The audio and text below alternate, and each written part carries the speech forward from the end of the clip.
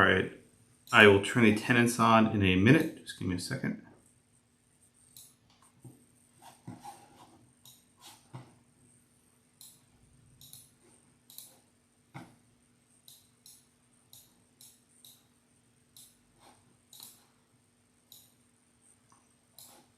Okay, the attendance is running.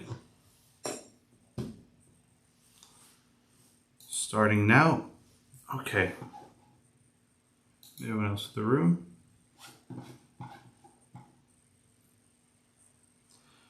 All right, I think everyone's in. Any questions before we get started?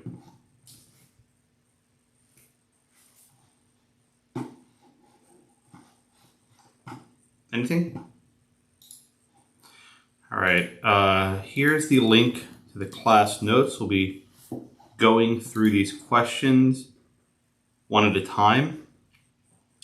And what I'd like to do at the outset is help bridge the gap from the last two classes to this class.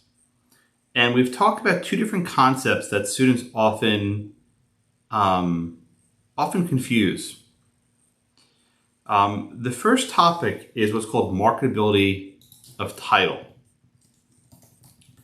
Marketability of title. And marketability of title is a concept that usually matters when you're first buying a property, right? You ask, is the title being conveyed marketable? There's a second concept we're talking about today, which is about encumbrances, a covenant against encumbrances. This concept usually kicks in at a different point. Usually with a covenant against encumbrances, you've already purchased Blackacre, you've closed on the transaction, but now you're asserting that there's some problems with it. They're related, and very often something that renders a title marketable will also render a title having certain encumbrances or defects, but they're different concepts. Now you ask, how do you know which one we're talking about? Here, the remedy being sought really does matter, right?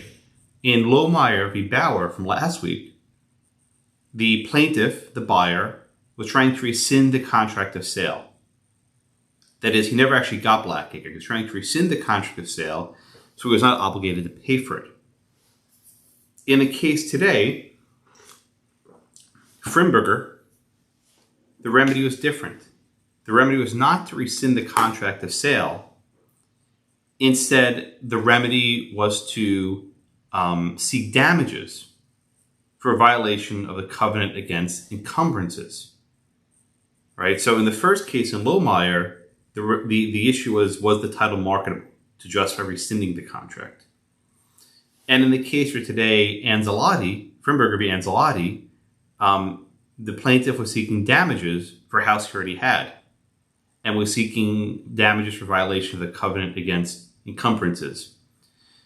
Try to keep that distinction in mind as you go through class today, because they often, I mean, with good reason, they seem very similar, but they're very different concepts. Okay? So let's start off by doing a few questions. These are all true-false, so hopefully they shouldn't take too long. Okay, so I'm going to give you question number 1 now on the poll. And here's your question. Okay? Blackacre is subject to a restrictive covenant. The deed says the buyer takes Blackacre as is. The covenant is not violated. The title to Blackacre is marketable. Is that true or false?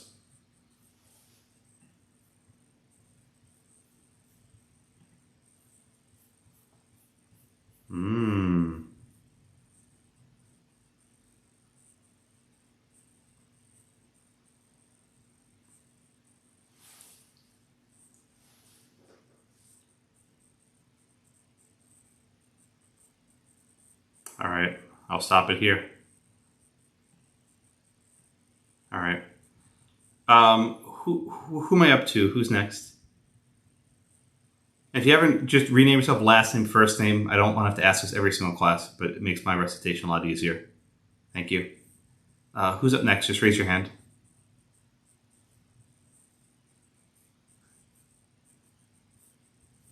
It may be me. I'm having trouble getting my raise my hand. Okay, Clay, that's fine. All right, Clay, so let's just review. What does it mean for a title to be marketable? Just refresh your recollections. It's like under the merchant doctrine, I believe, which is when you want to record a transaction, you don't record the contract to sell, but the deed, the deposit details, the contract. You're answering a different question I asked. What does it mean for a title to be marketable? You can sell it. No, that's not what marketable means. Check your notes from last class. What does it mean for a title to be marketable?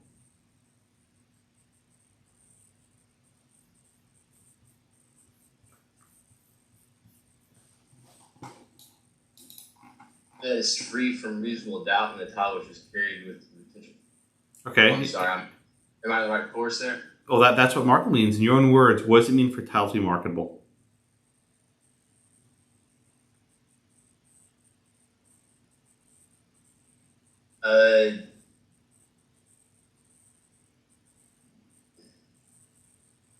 There won't be litigation after it's sold. I think I'm in the wrong area here. You're in the ballpark. Do you remember the facts in Lohmeyer v. Bauer? Yes, sir. Okay, what were the facts in that case? Lohmeyer was contracted to purchase a property from the Bowers. Okay. It was transferred with the sale warrant, among other things. The property was transferred free and clear of all encumbrances, but subject to all restrictions and easements of record applying to this property. Lohmeyer had a lawyer examine the title and determine that the two zoning violations existed on the lot. The house situated on the lot was only. Okay, you're reading from your notes. Okay, very good. Yeah, I know. I can tell. Why was a title in that case marketable? Well, the problem with that was that they were violating zoning ordinance because it was supposed to be a 2-story home and they had a 1-story home. So then, in which case, no. Was that the zoning ordinance or was that the covenant? That was the covenant. Okay. All right. Thanks, Clay. I'll call on Matthew in a minute.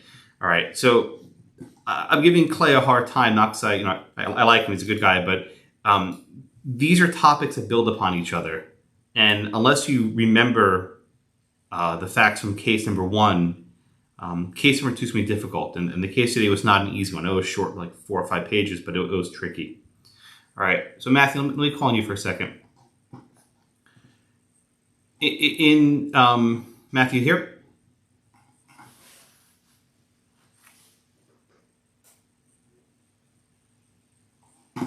Oh, I'm sorry, I'm on the wrong sheet.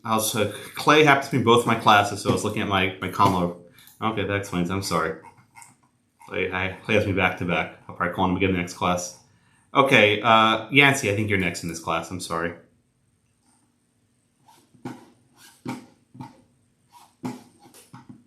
Here, Yancey?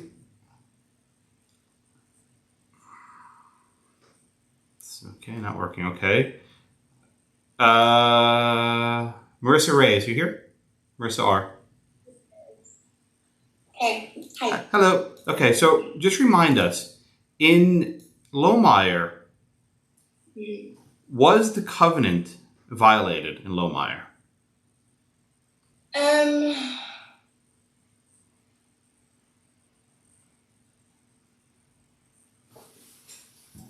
I don't have anything about covenant in my notes, but the ordinance was violated. Your notes are incomplete then. Do you remember the covenant? What was the covenant in Lohmeyer? Oh, no, sorry, hold on.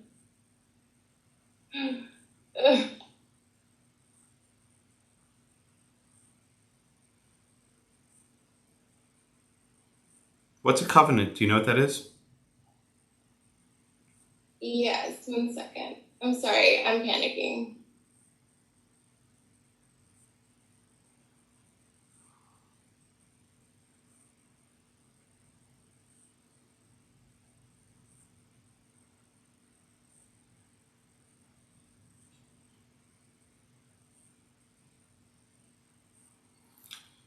All right, Marcos?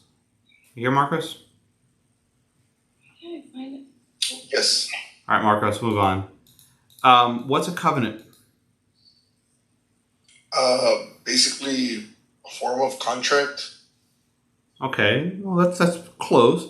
What was the covenant in Lohmeyer?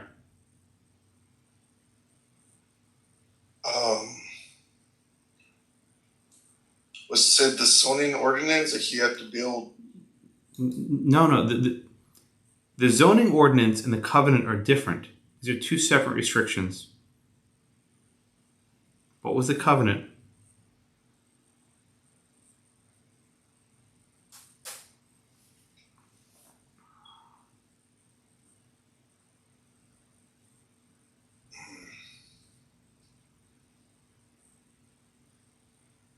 From last week, this is not ancient.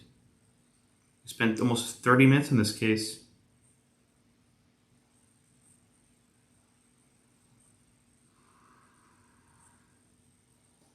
I'll keep going down the list. Victor, I'm asking very basic questions. If you're down the road, make sure you check your notes now.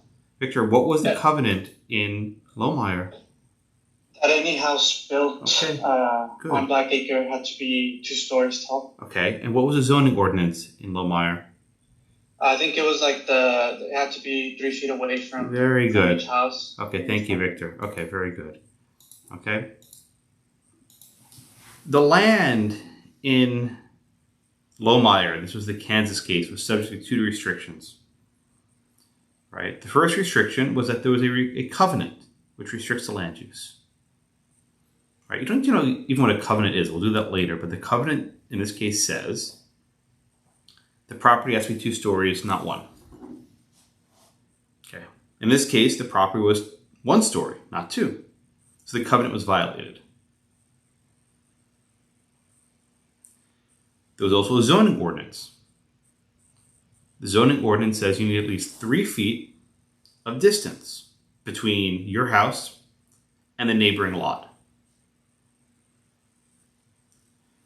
Was there 3 feet of distance in this case? No, there was not. Okay. The question in Lohmeyer was whether these conditions rendered the title unmarketable.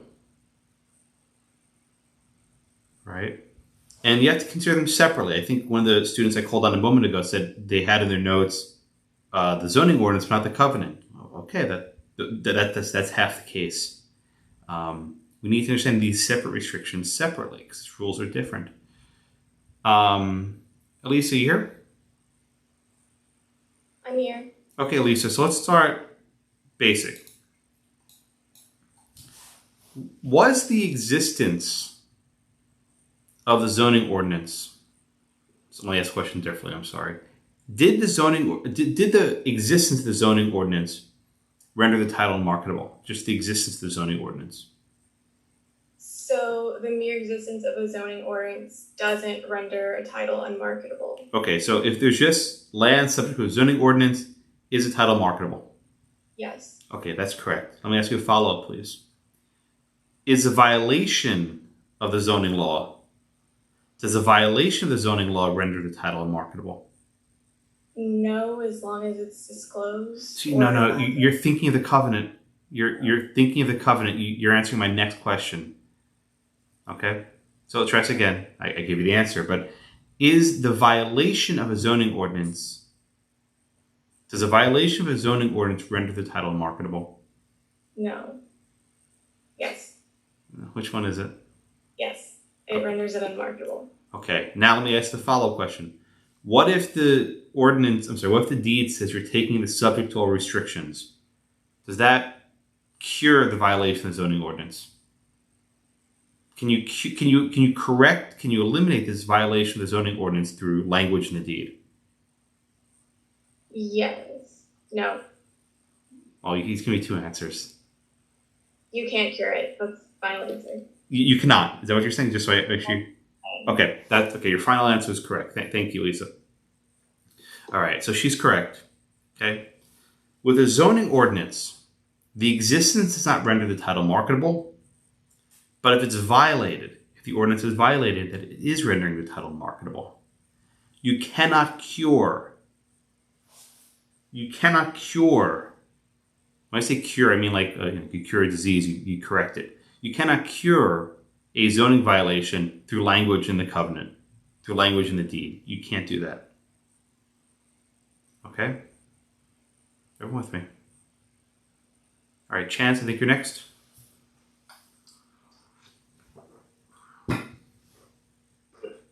All right, Chance, so we just talked about with Elisa the zoning ordinances. Now let's go on to the covenant. Chance, does the mere existence of a covenant render a title unmarketable? No. That's wrong. But if it's disclosed. Ah, there it is. Okay, you answered my next question. Okay, let's try this again, Chance. So question number 1, okay? Is the mere existence of a restrictive covenant render title unmarketable? Yes, unless it's disclosed. Just don't give me a less. Oh. Just say, Okay. yeah, it's a yes or no question. Yes, then. Okay, now the second question. What if you disclose in your covenant that this is subject to all restrictions? Then it's marketable. Yes. Okay. Now, Chance, I'll give you question number 3. What if it's subject to a covenant and you disclose it, but that covenant's violated? If it's violated, then it's no longer marketable. Bingo. Okay, that's right. Now, go ahead, Chance. I was going to say, just that I have that confused kind of in my notes. I know. I thought there was no yes or no, it was always a depend. So you have to have that information to be able to answer a question. But so are we making the assumption that a restrictive covenant is not disclosed unless we're told it's disclosed? Yeah. Okay, gotcha. So let's go to our question, okay? Let's look at question number 1. Chance, you want to just take a look at it? Right, it says, Blackacre is subject to restrictive covenant. The deed says a buyer takes Blackacre as is. Is there any disclosure in that case, in that question? No, there's no disclosure. And so now that we're saying the covenant's is not violated, is that title marketable? Because we're going to assume it wasn't disclosed, we're going to assume that means the title is not marketable. Right, so the answer is false here. I think 75% of the class got this one wrong, which is why I'm calling on 5 or 6 people to get to this bottom. Oh my God, I think calling 8 people. Right. Thanks, Chance, for that. Let me explain this one more time. With a restrictive covenant, you need to disclose it, right? There's language that says, you're taking it subject to all restrictions. But if you just say you're taking it as is, right? As is, like a used car, you're not making any warranties, any guarantees. The title is not marketable. All right. Now let's try question number 2, which I think you should be able to answer a little bit more strongly now. Number 2 is this. Okay, Blackacre is subject to restrictive covenant. The covenant is not violated, but the deed says the buyer takes Blackacre subject to all restrictions. The title to Blackacre is marketable, true or false?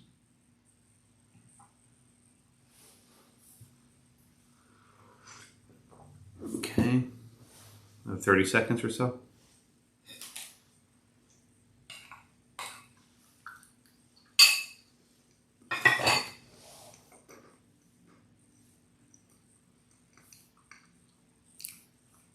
Another 15 seconds.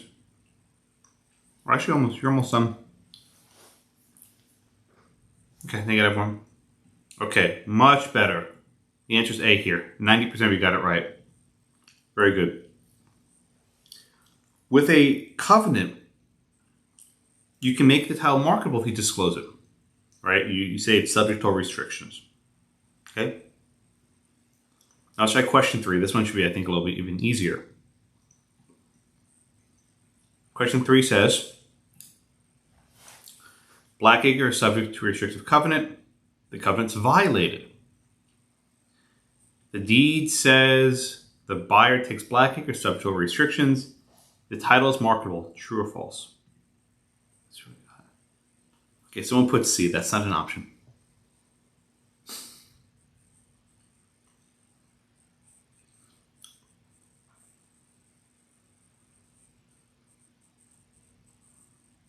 Okay, another 10 seconds.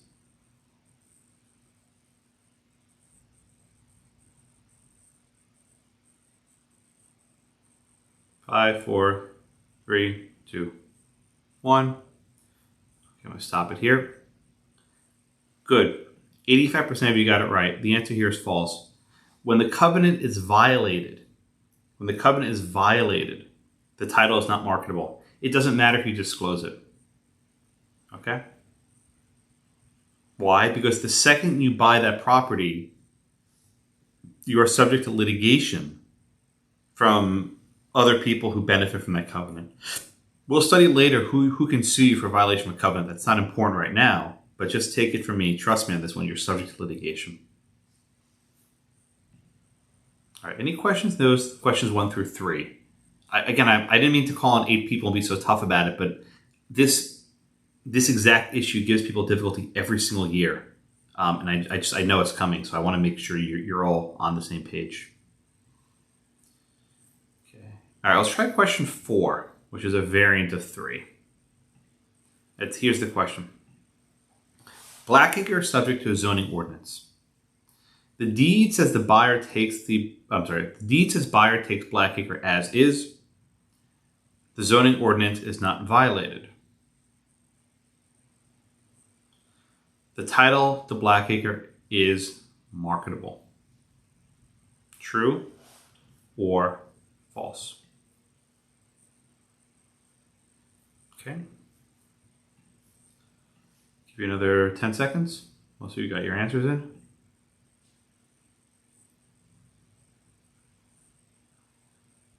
Okay. 5, 4, 3, 2, 1. Stop it here. Very good. 95% of you. I'm very happy. 95% of you got this one right. The answer is true. Just because you have a zoning ordinance doesn't mean you have a problem, right? Virtually every piece of land in America is subject to some sort of zoning rule. It's still marketable. Someone asked in the chat, is there a difference between unmarketable and not marketable? Not really. It's the same thing. I'll probably say both. I don't think there's much of a difference between the two of them. Okay, very good. So the answer here is it's a marketable title. All right, last one in this line of question. I think we're in a good space right now. So here's question number 5. Blackacre is subject to a zoning ordinance. The zoning ordinance is violated. The deed says the buyer takes Blackacre subject to all restrictions. Is this title marketable? The title to Blackacre is marketable. True or false?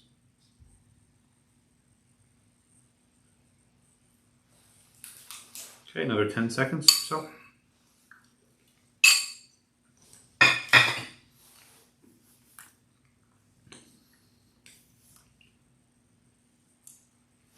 Five more seconds.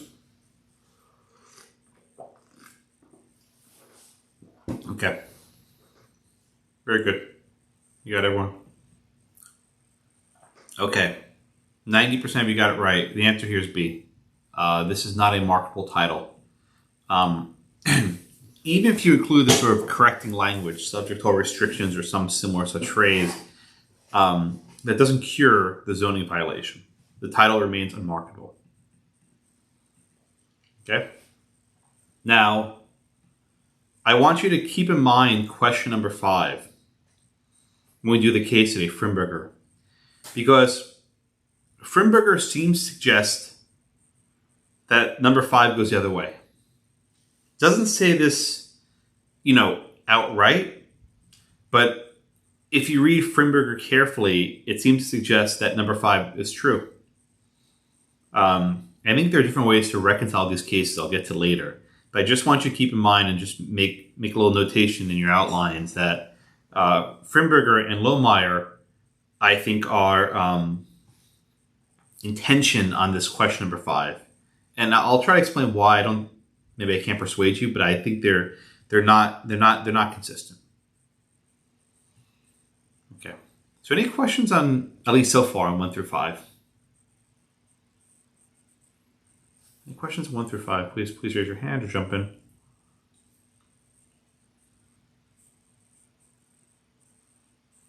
Yes, Nick, go ahead. I had a question. Let's say there's a seller that has a property, and let's say it has a violation to both the covenant and an ordinance. Yeah. And they're aware of it, but they're just trying to liquidate this asset of theirs. Is there any way they can properly Yes. convey it to somebody else, and what language would they need to do that?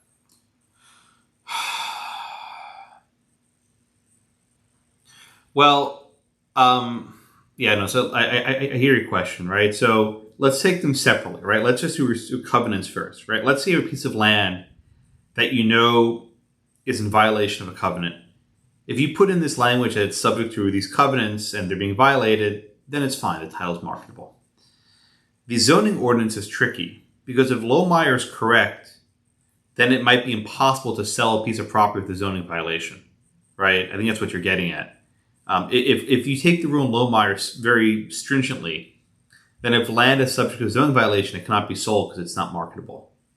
I think that's why Frimberger takes the opposite position as well. Maybe you can sell it, but it's not that big of a deal. I think the way to reconcile these cases, Nick, is to say if you expressly tell the buyer that there's a zoning violation, the buyer can choose to accept an unmarketable title. In other words, you can buy a title that's unmarketable. I think you might have some difficulty rescinding the contract if the seller disclosed exactly what happened, right? I think that's the way to reconcile it, right? In other words, you can buy a title that's unmarketable, just it's going to be really cheap, right? One of the reasons why you might have an unmarketable title is you can't afford to sell for much. Maybe you sell for $1 or something, right? And then you know that the person acquiring it is probably not going to rescind your contract for $1. Like, just what's the point? They'll just pay it and move on with their lives. So I think that's the answer to your question. But I usually get this every year in little forms like, can you buy a title that's unmarketable? That's usually how people ask this question. And the answer is yes. Just you're going to pay a very low price for it. Because you're basically walking into a landmine, right? The second you enter Blackacre, you're now going to be sued by the neighbors for having a one-story house. Right? The better question is, why would someone want to buy that property? There's a case in the book. It's not in the book anymore. It used to be there. I think they removed it. Where you had a property that was built on a very soft soil, and it was impossible to build a plumbing system on that soil. You could not build a sanitation and plumbing system under the house. And the zoning ordinance said any residence has to have a sanitation system. So basically, the land was useless. He could not use it for what it was intended for. It was zoned for residential, and you couldn't build any sort of septic tank underneath because the soil was too soft. So he tried to abandon the property, and he couldn't. He said to the county, all right, I don't want it anymore. It's not mine. And he says, I'm going to stop paying the property taxes. And the county said, no, you can't do that, right? You can't abandon property. So the guy was stuck with this land that was worthless. He couldn't sell it. He couldn't give it away for free. And he was stuck with the property taxes. So in other words, when you obtain a piece of property, it's with you till death do you part. And then it goes to your heirs, although heirs can always decline an inheritance, in which case it probably goes to the state in some weird fashion. But so long as you're alive, it's yours. That answer your question, Nick? Okay, thanks. Okay, very good. All right, I'm glad. Question 1 was a little bit shaky there, but questions 2 through 5, I think were a little bit stronger. I encourage you after class to go back and read the case summary for Lohmeyer. It's not an easy case, and it gets more complicated as we go on, but I encourage you to read that later this class. Okay. Let's go on to the topic for today. All right, let me give you guys another question. This is question number 6. Again, it's true, false, so it shouldn't take a very long time. The contract of sale and the deed are different. Okay, that's your question. The contract of sale and the deed are different.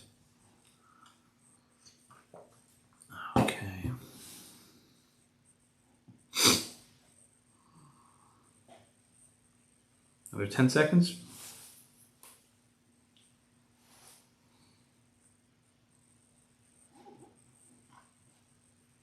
Five more seconds.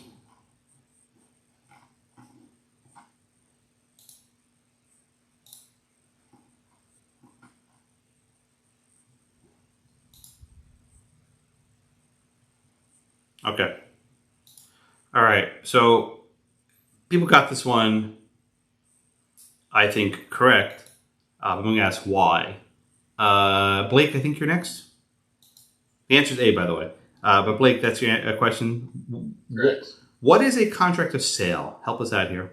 Contract of sale, I would refer that as to what the buyer and seller have between each other as to the price of the property and all the restrictive covenants and zoning ordinances and anything else that they negotiate. Okay, didn't you say you were buying a house now, or am I making that up? Yes, like I need to step out in a minute because we have to do the best and final on the house that we want. Oh, that's funny. Well, okay, that's good, Blake. Well, yeah, so you know very well what a contract of sale is then, right? Yeah. Okay, now what's a deed? The deed is the conveyance of title in the property. Okay, very good. All right, thanks, Blake. All right. So we have these two terms that people often confuse. The first is the contract of sale.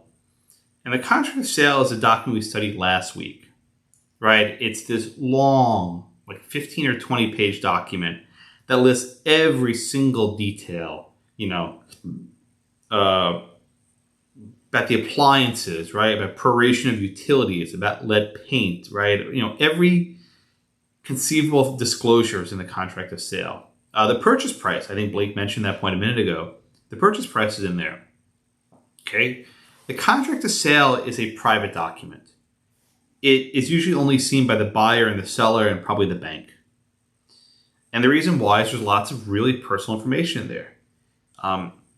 You don't want your sales price to become public, right? You don't want to know people, I'm sorry, I'm going to say it again. You don't want people to know that maybe you got a really good price or you get ripped off, right? The sales price is usually kept very, very confidential. Just a pro tip, I learned this when I was buying my house. After you buy a piece of property, the county, Harris County, wherever you are, will send you a letter saying, we'd like to appraise your house. What did you buy it for? Never tell them. Just don't say anything. You're not required to. Just don't say a word. Because if you give them a number that's higher than what their appraisal is, your property tax will be higher. So just don't say anything about it. Just ignore the letters. Just throw them out. There's no legal obligation to do it, so you don't have to. But the contract of sale is this sort of private document between the buyer and the seller. Yes, Chance, go ahead. How does that work then? Because if you have your real estate license and you're in Houston for sure, and if not all of Texas, all of those real estate agents are required to type in that sale price onto the multiple listing service. Well, that's the. Are you saying when it's being listed or when it's actually purchased? When it's purchased, like that I'm not a big fan of just like the mom and pop real estate things. I think they're kind of an outdated system. But the one benefit those guys had is that they get access to all that data, so that they can. Is that given to the county? I don't know the answer. I mean, it's not given to the county per se, but it's kind of one of those things where everybody has that information. Oh, you're saying they can sneak it? That information to make their appraisals. Okay, well, okay. So let me just clarify. I think I see what Chance's question is. The realtors, the real estate agents, have access to the sales price. What I don't know is if the county can get that, perhaps through back channels. But as a general matter, if you're the buyer, you're under no obligation to disclose it. So I think that's the way I can describe it. Okay, so last week was a contract of sale. Today we're talking about the deed. Now, if you turn in your book to page, I think it's 596. On page 596, there's an example of a deed. And it's a fairly short document. It's like a page or two. It's not very long. And the deed lists very basic piece of information. Who's the buyer? Who's the seller? Where's the land located? Their signatures. Okay. So let's say at the outset, hold on, Chance, hold on, Blake. Who's next? Next up is Jenny. You here, Jenny? Yes, sir. How you doing? Good. Thank you for asking. Jenny, remind me, please, what's the difference between a grantor and a grantee? If you remember those phrases, the grantor and the grantee. Do you remember? The trick you taught us last year was that the grantee was me, the receiver, and the grantor was the giver. Very good. Okay, I'm so glad you remember that. I think there are a few people here who didn't have me last semester, so I called on Jenny quite deliberately. She was next, but they asked that question. We have these two phrases, grantor, Grantor, and grantee, Grantee, right? Which is which? The grantor is the grantor is the seller, and the grantee is the buyer. Right? The grantor is the seller, the grantee is the buyer. How do you remember that? You look at the last two letters of those phrases, grantor, grantee. When you see the ending EE, the way I remember it is think of me, giving it to me. It's the receiver, the person receiving the thing. And when you see OR, it's the giver of things. The grantor is the seller, the grantee is the buyer. Okay, that's just, put that in your notes, you'll never forget it. Remember for the bar, which hopefully you'll be taking in the normal world and not in a hotel room. You know what, do you guys know just what's going on at the Texas bar? I mean, not just Texas, but every state. You have basically a situation where if you want to take the exam in person, they're booking out hotels, and every student will sit in their own hotel room and take the bar by themselves. And though the door open, so a proctor can walk up and down the hallway to administer the exam. Okay, so our friends, your former 3Ls who just graduated, they'll be taking the bar at the Hilton Hotel, which is down the block from the law school. I have no idea how it's going to go. It's better, though, than the online version because the software can't handle thousands of people remotely accessing it. We've had states that, this is the worst, I think it was Indiana, tried to give its exam online for the bar examination software. The software crashed. And do you know what they did? They said, screw it, we'll email you the questions. We'll email you the questions. And it's open book, right? The exam went from a closed book exam to an open book exam because they couldn't pull it off. And they said, just email us your answers by a certain time. So, God willing, you're all going to take the bar in a normal world where you're sitting in a room. You don't have to worry about online issues. But anyway, so you'll know this for the bar whenever you take it. Okay. All right. Here we go. Anatuta, are you here?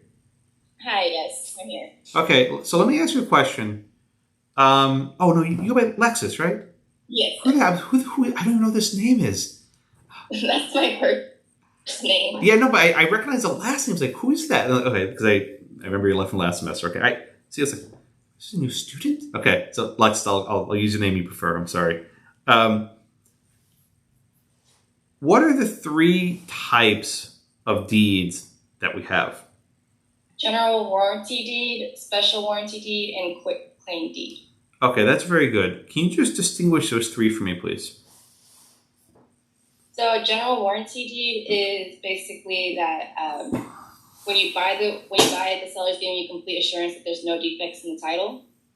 A quick claim deed. Well, let me just pause you for a second. So I think you said something correct, right? When you give someone a warranty deed, you warrant that there are no defects in the title. Yes. But what if there are defects? What does a warranty deed allow you to do? They allow you to get your purchase price back from the seller if someone came along and said they actually own the land. I know exactly what you're doing here. You're thinking of rescinding the contract being marketable. Yes, sir. Sorry. Right. No. I'll make this point. When you have an unmarketable title, you can rescind the contract. Right? You can just walk away from the sale. Mm-hmm. But when does the general warranty deed kick in? When does it actually matter? When would you? Yes. So after you've purchased the house, Are you trying to get your purchase price back? No. What's the goal after you purchase Blackacre and find that there's some defect in the title? I would say my goal would be a remedy, like just damages for having Very a good. defect being there. Okay, very good. Thank you, Alexis. All right. So again, she did exactly what I suspect students would do. We're not talking here about rescinding the contract of sale for an unmarkable title. We're beyond that. The contract's closed, the sale's done. Instead, we are suing for a violation of the general warranty deed. And usually the remedy is the cost to fix it. So let's just say, let's say there's some environmental damage in the property. And it'll cost $100,000, right, to fix this environmental damage, to repair the earth, whatever it happens to be. The remedy there is not to rescind the contract of sale or to get the purchase price back. The remedy is to cure the defect. Indeed, fixing the environmental damage may be more expensive than the purchase price. Trust me on that one, right? Fixing the wetland problem in this case probably costs more than the house itself. Okay? The key point of the general warranty deed is that the seller, the grantor, right? The seller, the grantor, is on the hook for the damages. That the buyer can go after the seller and say, here are these defects that existed at the time of the sale. I'm going to sue you for it. Okay? Think of the general warranty deed as like the full bumper-to-bumper warranty, right? It covers the entire property from top to bottom. It warrants against all defects in the title. Now, Tim, you here? I know you're on the road today, but can you answer a question? I'm not on the road. It might be another. Oh, I'm sorry. A student emailed me today who was on the road. I'm sorry. I thought it was you. My apologies. It's okay. So, Tim, let me ask you a question. What is a defect in this context? What does a defect mean? Are we talking about a cracked foundation? No, it's marketability, isn't it? No, it's not, because we've already sold the house and closed on it. It would be like adverse possession, like someone claiming. Okay, and actually I just checked. There was a Tim in my other class who was on the road, so I apologize. His name was Tim also. Okay, so I'm not going crazy. Tim, let me ask this question a little bit differently. Okay? What is a defect? What does that word mean?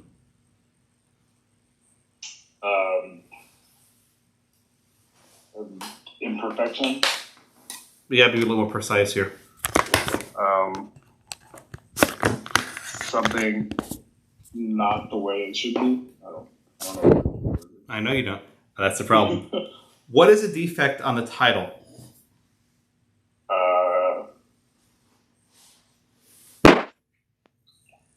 I'm not sure.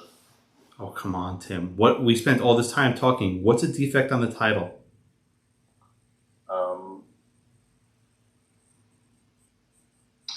I'm blanking here. Giancarlo, what's a defect on title? It's somewhere where they don't have all the legal rights to the property, as in there is a defect where they may not be able to convey it, or a defect where there might be a lien on it and they might not have all the rights to the property. Okay, so Giancarlo, let me ask you a follow-up. If I have a cracked foundation, is that a defect in the title? I guess it's a physical defect, but maybe not a legal defect. Is there a difference? There can be, because maybe a physical defect might not render it as an encumbrance or something other else covered in the warranty for being able to be conveyed or quiet enjoyment of title. Okay. All right. So thanks, Giancarlo. All right. I did this last class. I think I had a poll question on this exact issue. There's a difference between a physical defect and a legal defect. We're talking about a cracked foundation or a leaky roof. That's a physical defect. When we're talking about a violation of a zoning ordinance or a violation of a covenant, we're talking about a legal defect. You need to keep these separate. Right? You need to keep these separate. They're different discussions. Yeah, I'm not happy with class today. I really think you're slipping a bit, right? There are things we covered last week that are just not carrying over. I encourage you all to go rewatch the lecture from the last two classes. That's actually disappointing. There's consistently that whatever we learned last week is not sticking, and this is not pleased. I have exact questions asked last week are just sort of just fading into the ether. Okay. All right. Jasmine, what is a quitclaim deed? What's a quitclaim deed, Jasmine? I don't think she's here today. Okay, I'm sorry. Nancy, I see you jumped in, so you're next. What's a quitclaim deed? It's that as-is deed that gives no assurances or warranty on the state of the title. Okay, what does that mean? You're right, but what does that mean in your own words? It means the seller's not on the hook. It's like a kind of like, could you compare it to caveat emptor? Like Okay, that's a good. Well, you're accepting. I would. You're on the right track, but why am I going to caution you not to use the phrase caveat emptor here? What does caveat emptor refer to? What kind of defect? Whole can of worms. What kind of defect, Nancy? What kind of defect does caveat emptor apply to? Physical defects or legal defects? Oh, it's physical. See what you're doing, right? I'm not. This is why I'm kind of yelling at you guys, because you're not. I'm not picking on Nancy. I think it's probably most people. Physical defects and legal defects are different. Mm-hmm. Caveat emptor is a doctrine that says buyer beware of physical defects, like a cracked foundation or a leaky roof. Okay. Here we're talking about legal defects. So you're right that you're basically taking it as is, right, Nancy? That's exactly right. But we don't say that as caveat emptor, right? Instead, we say if you're given a quitclaim deed, the assumption is that you're taking it as is, that there's no warranty, there's no promise on Blackacre.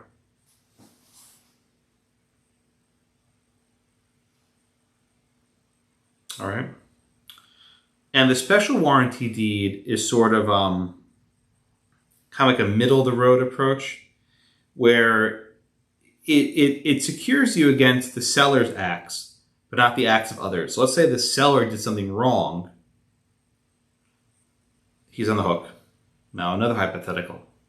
The seller did nothing wrong, but his predecessor did something wrong. If the predecessor to the seller did something wrong, you're not on the hook. Chance, if you're asking at the statute of limitation, I'll get there in a minute, I think. No, this was a legal versus physical. Yeah, go ahead. On your example about the messed up plumbing situation, you have a zoning ordinance that requires a plumbing situation, but also houses just in general need plumbing.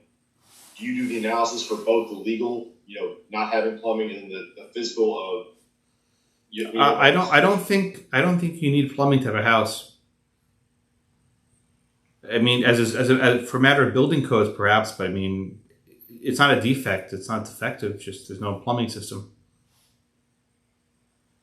I mean, it's a nice thing to have, but it's not like it's not a latent defect. It's there. There's no toilet. I mean, it's not like a secret. I guess you have a fake toilet, not hooked up to anything, but you flush the toilet and you find out. So I don't think that's if you just had a hole, like a pipe dropping onto the ground underneath the house. Oh God. Okay, it doesn't sound like that's something we need to worry about. Yeah, we're going down the drain here. Let's just move on. Okay. All right. I want you now to go back in your book to page, was it 596? And I want you to look at the general warranty deed. And I want to just walk you through it. So the first paragraph says, I, John Doe, grant to Nancy Rowe, blah, blah, blah, for $10. You're not required to put the value in there. You're not required to. You can, but you're not required to. In the county and state, blah, blah, blah. Okay. Then you put the description of the land. In the description of the land, you describe where it's located. And that could be, an address, or it can be a description, right, of where it's located. The book has sort of these funny historical notes that, it's located near the big tree and located near the river. The difficulty is these boundaries move, these boundaries shift around. People don't always remember where these trees are. So we would develop these things called meets and bounds. Meets and bounds. That's MEETES, not like steak, but like meets. It's a form of measurement, which would describe where a property is in relation to other things. Today we don't really have that. We have lot numbers and the like. Okay, the next paragraph says to have and to hold. These are very ancient words that don't really mean anything today, but they're essential elements of any of any deed. To have and to hold. It's just sort of language that doesn't really mean anything. But the most important element of this document is the next paragraph, which are called the covenants. A covenant is a promise to do something. And there are two types of covenants. There are present covenants.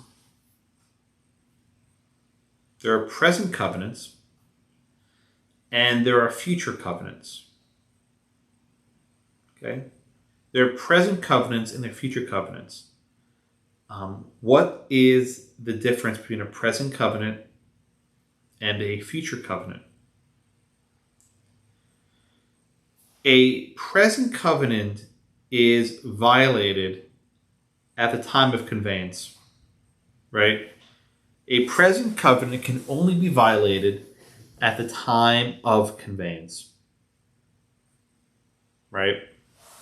If some sort of defect arose after the conveyance, it would not fall under a present covenant.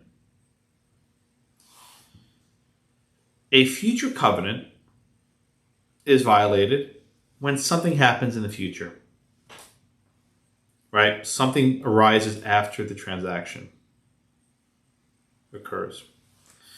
And the future covenant can be inherited. So if I own Blackacre and my kids inherit it after I die, they can rely on the covenant. And when their kids inherit it, they can rely on the covenant, right? When you create a future covenant, it basically lasts forever. It goes on and on and on. And if I give A future covenant, and A gives B a future covenant, and B gives C a future covenant, you can sue all the way up the chain. The only thing that can break that chain is a quitclaim deed. If somewhere in that chain there's a quitclaim deed, it breaks the chain, right? If it's all general warranty up and down, you can sue as far as you wish. Although it's not really relevant because people tend to forget, from 100 years ago, who even cares. In theory, you can. All right. This document lists 6 covenants, and they're helpfully numbered. A lot of these are repetitive. They overlap.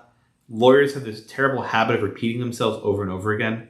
So you'll find that they're mostly the same thing. But the important part is future versus present. How do you know if it's a future covenant or a present covenant? I'll give you a very easy distinction. The word is present tense. The word will is future tense. If you see the word will in there, the grantor will, the grantor will, the grantor will, it's in the future. I will do this. If you see the word is, the grantor is, he has, right? Present tense, it's a present covenant. You'll never forget it. Just look at the verbs. It's actually, of all the things I have to teach today, this is probably the easiest part. Just look at the grammar. Well, people hate grammar, but this is easier. Okay, so the first covenant, number 1, is called the Covenant of Season. That's S-E-I-S-I-N, or Season, if you want to say it that way. The Covenant of Season means that you own what you're selling. You own Blackacre.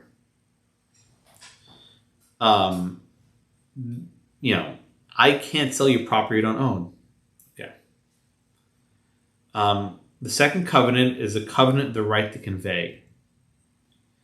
That's very similar to number one. Usually you can sell property you own.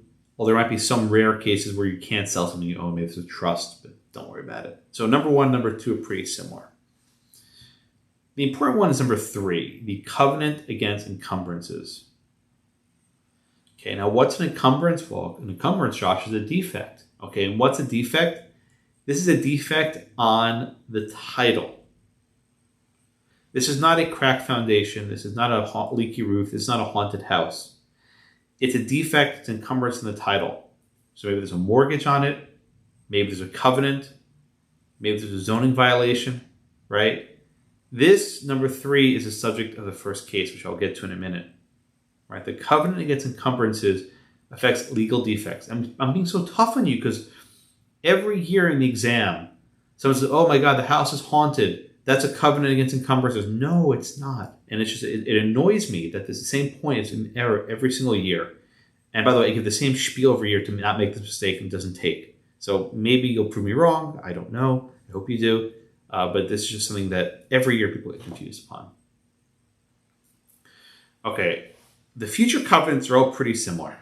Let me get the... So a few minutes ago, Chance asked about the statute of limitation. He sent it in the chat. He's right. With a present covenant, there is a statute of limitation. When does a clock start? When the deed's delivered, right? Let's say in the jurisdiction it's 2 years. I'll just make up a number, right? If you have a 2-year statute of limitation, that means you have 2 years to sue on any present covenant violations that exist at the time of conveyance. You have 2 years to sue. If you fail to sue within 2 years, then you cannot rely on the present covenant. So often what happens is the buyer tries to pretend it's a violation of a future covenant, but they're different, right? The present covenant's concern, do you have the right to convey? Right? Do you own it? Are there any violations at the time that this contract arose? If stuff arises later, you can go to a future covenant. But you basically have a 2-year window or maybe a 5-year window, whatever the statute is, to bring suit in the present covenant. Usually 5 years, but it varies by jurisdiction. I think it's 5 in Texas, but not terribly important. That number. Okay. The future covenants are different. So the fourth covenant, number 4, is called the Covenant of General Warranty. The Covenant of General Warranty. What this means is that the defendant will guarantee against lawful claims and compensate for any loss. What does that mean? If you buy Blackacre and someone comes along and says, aha, I have a easement across Blackacre, I have a covenant on Blackacre, you're in violation of it. If that's a lawful claim, the seller, the grantor, will compensate the buyer. But the key phrase is lawful. The mere fact that someone makes a claim doesn't mean the grantor's in the hook. It has to be a lawful claim, right? So if it turns out that the claim was frivolous, it had no merit, there's no reason to compensate. People always ask about attorney's fees. That's not really what's that issue here. So sometimes you might get stuck with the attorney's fees. The number 5 one is very similar to number 4. Very similar. It's called the Covenant of Quiet Enjoyment. Quiet enjoyment. It doesn't mean, quiet, or, it's not a lot of noise. It means that people won't come along and bother you with some other superior claim of title, right? 4 and 5 are basically the same thing. 6 is the Covenant of Further or Future Assurances. This is kind of boring. Very often when you have a real estate transaction, you have to sign a lot of stuff. and let's say you forget to sign a document, this covenant ensures that the seller will just sign stuff, will execute a document later in order to transfer the title. It's not that big of a deal. It's really 4 and 5 of the biggies. Okay, what about the statute of limitations here? With a future covenant, the statute of limitations starts ticking when the covenant is broken. As soon as the covenant is violated, that's when the statute starts to tick. And I'll put in the chat a link to a Texas general warranty deed. You can find these all over the place. But this is a general document you can just take a look at. It's not exactly the same as the one in your book, but it has a lot of the same sort of languages. But this is a general warranty deed from Texas. I found it somewhere online. Okay.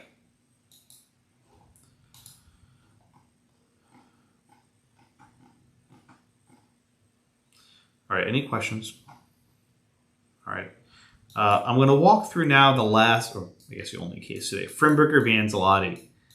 And again, I have these case summaries, which you should be looking at after class, because I don't have enough time to do the cases as much as I'd like to. It's not the school, I think, made a mistake with the timing this semester, but you know, it's not my call. I only have 10 minutes left. Frimberger involved an environmental case. We don't do many environmental cases, but I can summarize it for you. If you live near water, you're screwed. There are so many rules to follow if your land is near water that you're probably breaking the law at any juncture. Here we have what's called tidal marshland, which you might as well call wetland, or we once called swampland, right? At one point, swamps were bad. And what you would do to a swamp is you would fill it. You would put in concrete and you put in dirt so that the land becomes sturdy enough to build upon. Most of lower Manhattan was filled swamp, right? It was just they filled it. Washington, D.C., drained the swamp. It was actually a swamp, right? They would fill land with dirt and soil and stuff to try and make it strong enough to hold structures. You can't do that anymore. Every state in the union has very stringent rules about wetlands. Mr. DiLoretto apparently didn't get the memo. And he built a bulkhead, which is like this barrier to prevent the wetland stuff from sort of spilling over. And he filled the soil near his property. DiLoretto didn't get the permits to do this. He then sold the property to his brother Anzellotti with a quitclaim deed. Why is that significant? Because with a quitclaim deed, Anzellotti wiped his hands clean. Not my problem, he says. If anything happens, it's not mine anymore, it's yours. Now, Anzellotti, did he know about it? Not clear. He didn't disclose anything about it. He may not have been aware of violations, but we don't know if he knew about the bulkhead. Maybe he did, maybe he didn't, I don't know. Not terribly important for now. 1 year later, Anzellotti sold Blackacre to, I call everything Blackacre, I'm sorry. But Anzellotti sold Blackacre to Frimberger with a warranty deed. That's basically a general warranty deed. You'll see it different ways. The warranty deed says that Blackacre was free of all restrictions, encumbrances, etc.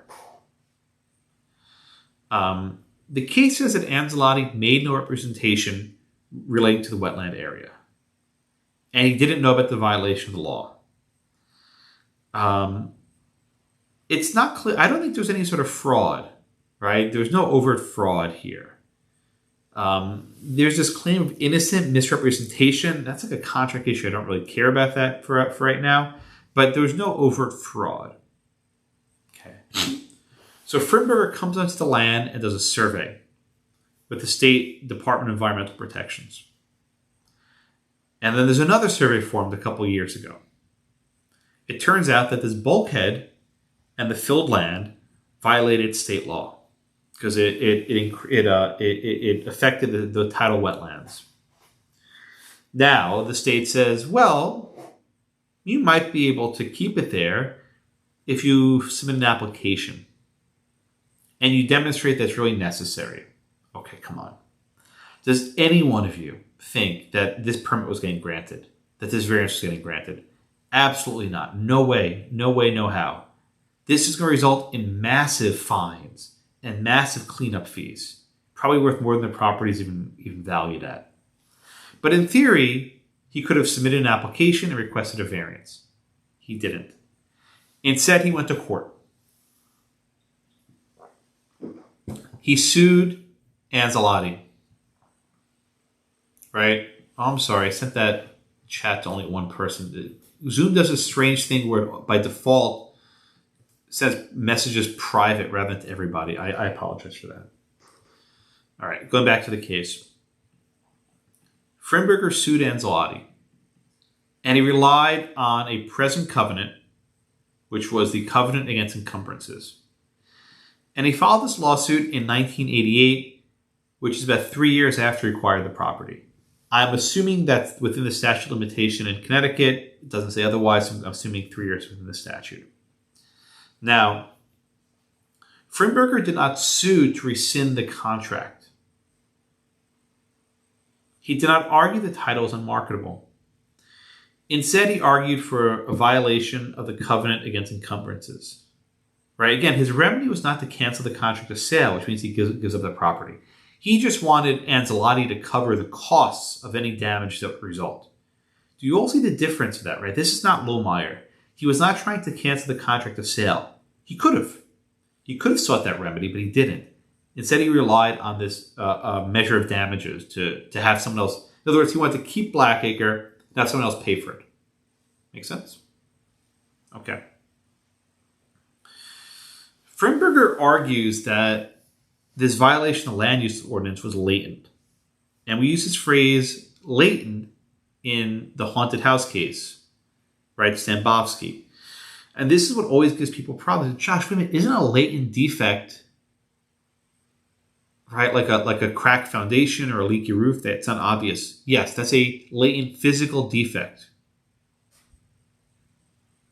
A latent physical defect. But this is different. This is not a latent physical defect. This is a latent legal violation. A latent legal violation. That is, there's some violation of the law, but it's not obvious, right? This property was violating environmental law for many years, just no one knew it. All right, again, so Stambovsky involved a latent physical defect. This case involves a latent legal violation.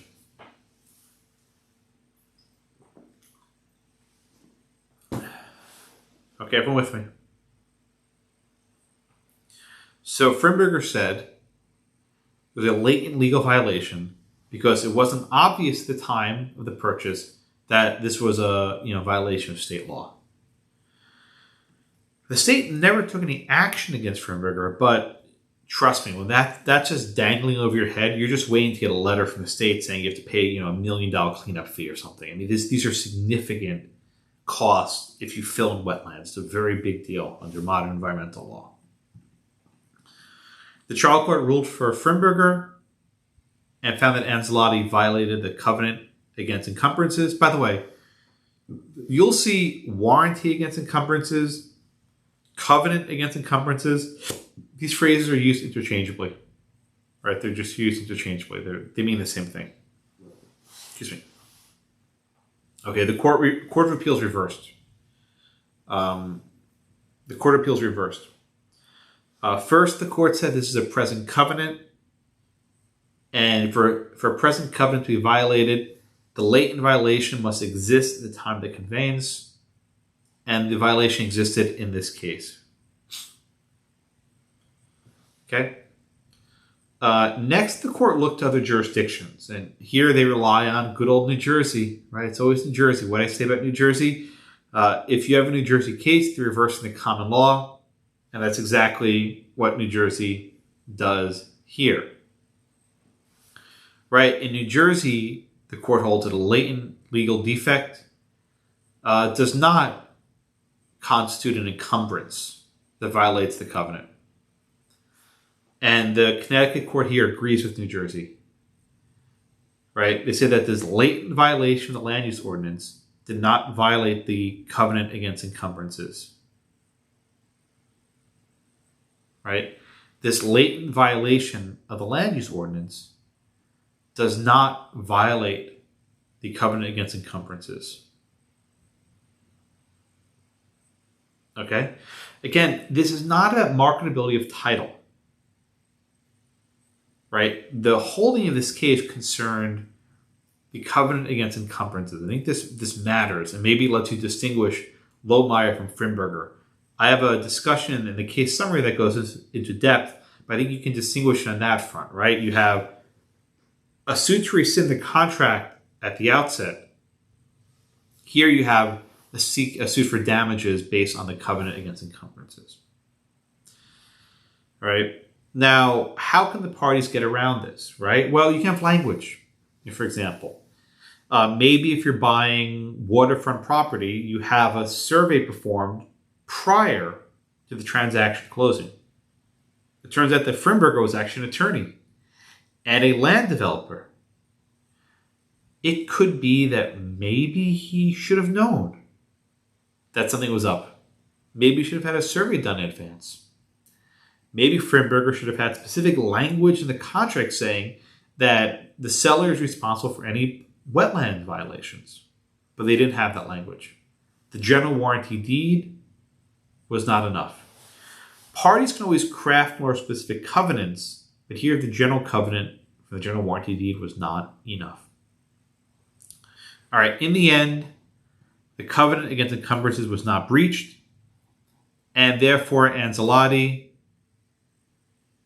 was not liable for damages. Frimberger was in the hook for everything. Seems like an unfair case, right? You negotiate, you pay all this money for the general warranty deed, and then you're left holding the bag.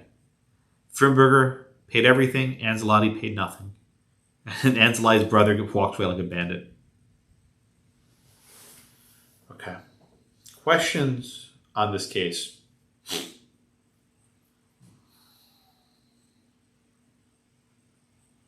Yes, Jenny, go ahead. It's not about the case exactly. It's more so a question about all three deeds. Do you want me to wait? Please go ahead. Okay, so just think about the differences between each kind of deed. Why would a seller subject themselves to the liability associated with a general warranty deed, aside from purchase price? I mean, I'm trying to think of other reasons to justify that. Money.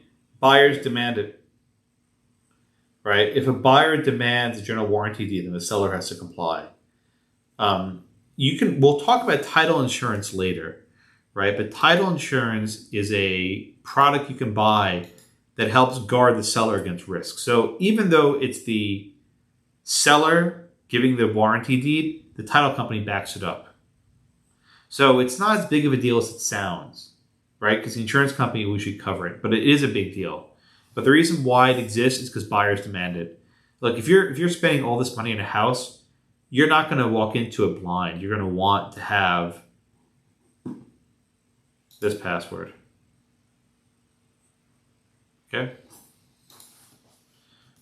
Okay. Yes, Caitlin, go ahead. I guess I'm just a little confused on why this wouldn't, in this case, why this wouldn't constitute a encumbrance when the covenant for encumbrances talks about legal defects. And so I guess I'm just confused. Oh, I know. What the court says is a latent violation is not a legal defect. It's not an encumbrance. I mean, that's the point of this case, right? The point of this case is that a latent violation of an environmental law is not an encumbrance in the title. So because he could have seen it or found it, that's why it... Well, there are many aspects of the court's analysis, but what the court says is the mere fact that you're in violation of the law doesn't render it an encumbrance because the state hasn't taken any action upon it yet. Right? It's not a very satisfying answer, right? Because the state can come after you at any point. They said, well, there's no enforcement action yet, therefore there's no breach. Okay, that makes sense. It doesn't to me. I don't like this case at all. I think it's. I don't like it, but it makes I sense think because it's probably. you can't really have the defect until there's been an actual breach, so I can understand that. I don't agree with it, but I can get where you're placing it. Right. I think what the court's saying is we don't want to create all this litigation. Right? We don't want to create all this litigation over whether there's a breach of encumbrances because of these defects that weren't known until much later. It's about creating certainty in society. Again, it's a whole thing I'm not a fan of. All right, people need to go because we have class running out. I'll call in Chance in a minute, but I'm going to turn the poll on. Just type in your I call this a minute response. The goal is to get you to type it quickly so that you're synthesizing your thoughts in a coherent manner. I'll leave it on for maybe more than a minute, but try to get your thoughts in there quickly enough. Chance, go ahead. In my mind, after reading that case, if the state had brought legal action, so they're saying, hey, you're in violation, you owe us $1 million, and then he brought the suit, that would have worked, correct? But then it would have been, okay, look. Say it again, Chance. I missed the first part of your question. How I read it, in my mind, the statement, or like the aspect that the state had not brought legal action yet, they hadn't tried to enforce the, hey, your property is in violation of these environmental laws, you owe us $1 million, because the state had not done that. That was a big aspect. Yeah, I don't think that was the only factor, but the fact that they've not done anything made it that there was no encumbrance. I think that was helpful for the court's opinion. But if the state had, you think the outcome would have been different? I don't think it would have made a difference, honestly. I still think the court would have had the same holding. In other words, the fact that the state brought an enforcement action 5 years after the transaction, that still wouldn't affect whether the violation exists at the time of the conveyance. So I honestly think this entire discussion of whether there was enforcement action was sort of a cover. I think what they were trying to say is that when you're buying property near the wetlands, you should be on notice, and you shouldn't. You can't rely on a general warranty deed if it's a wetland violation. I think they're really trying to suggest that this is something that you shouldn't have these sorts of violations for. It's not a satisfying holding. I agree. Yeah, that's awful. Okay, thank you. All right. For next class, if you're still here listening to me, please review Lohmeyer and review Frimberger. I'm going to ask some questions at the outset about these two cases. They're hard to reconcile, and I'm not sure that I can even do it. Every year I sort of struggle because I think they're hard to square. But try your best to review both these cases for class on Wednesday, okay? All right, thank you.